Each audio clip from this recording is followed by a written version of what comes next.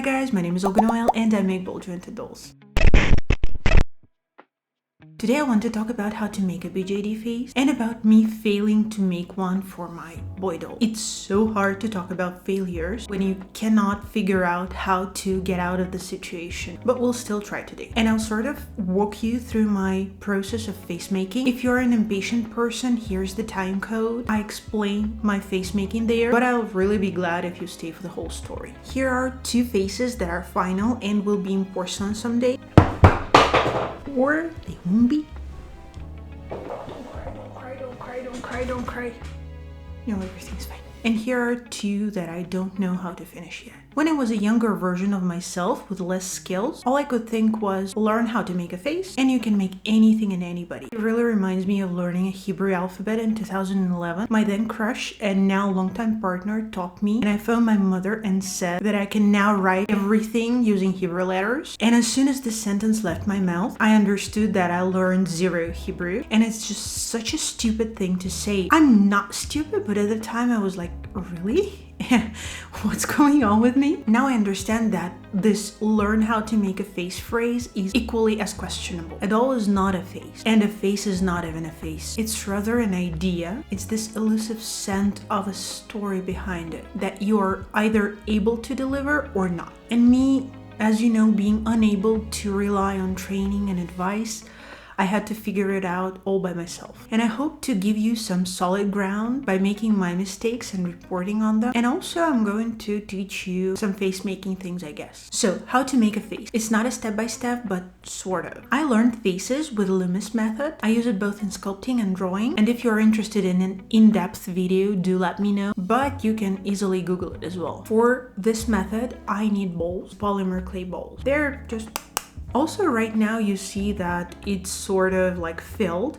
I usually cut this part off and make this ball hollow. It is much more comfortable for me to work with a hollow ball, and you'll see why. And after that, I put a big shield of clay on the place where the facial features would be. The face needs to be symmetrical, so I mark center lines with a thread. It's Loomis again, and a lot of others with basic facial proportions and sides. And then I add clay. I'm not really particular about this process. For this hat, first there goes a nose blob, then a mouth blob, and a chin, two eyes blobs, and this frontal bone of the skull. I open the mouth blob to make it into two lips, define the lower one, and separate it from the chin, make eye slits, and then make eyes themselves. I don't typically use bowls for eyes to then cover them with polymer clay lids. I saw a lot of people do that. I tried it as well some time ago, and it was just one extra step for me. Now the eyebrow ridge gets some clay, and I also add ears so that the absence of them is not messing up my perception of the face and the perspective. I deepen the eye socket, work on the zygomatic bone. You will absolutely need to know the skull bones, by the way, and the face muscles. I made a video on anatomy resources recently. Here it is. Go and watch it if you're interested in learning where to learn best. And here you can see why it's so important to me to make a face hollow. I can manipulate this face shield, create different face shapes by pulling it and pushing on the inside. And now goes the clay pushing that is really hard to explain. I start defining the features, adding equal parts of clay here and there. I push it around a lot, take out a bit, add bits of extra material on the maxilla, work more on the eyes, add some nose definition, and here is the place where I decide that I need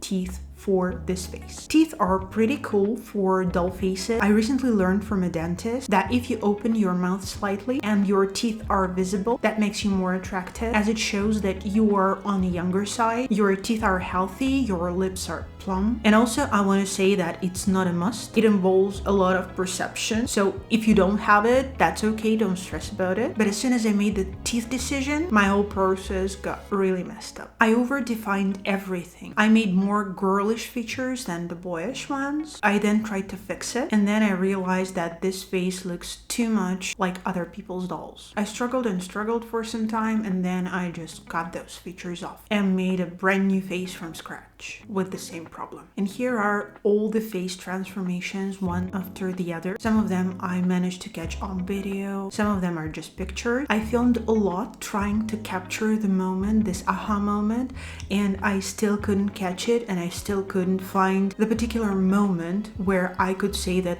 right now I like him and I'm going to define this feature more that I like. For now, this relaxed face is one of the most generic faces that I created, so I'm really sorry about it. I really want to create more unique setup for him, but the main thing is that I had a lot of tries. I also asked my patrons for help, and Poahil nudged me in the right direction. Thank you ever so much for that. And this is what I have right now. And the face is looking nice in terms of technique. It has my style embedded in there. The face is calm, relaxed. It has teeth, and I really wanted it for this particular boy, but it's just so generic. He has no sort of pull on me. He has no special effect and no particular story compared to others I made. I will continue working on that, and I will try to update you on the progress. My next steps are to look at people more. People watching is my main hobby during these times. I will try to find and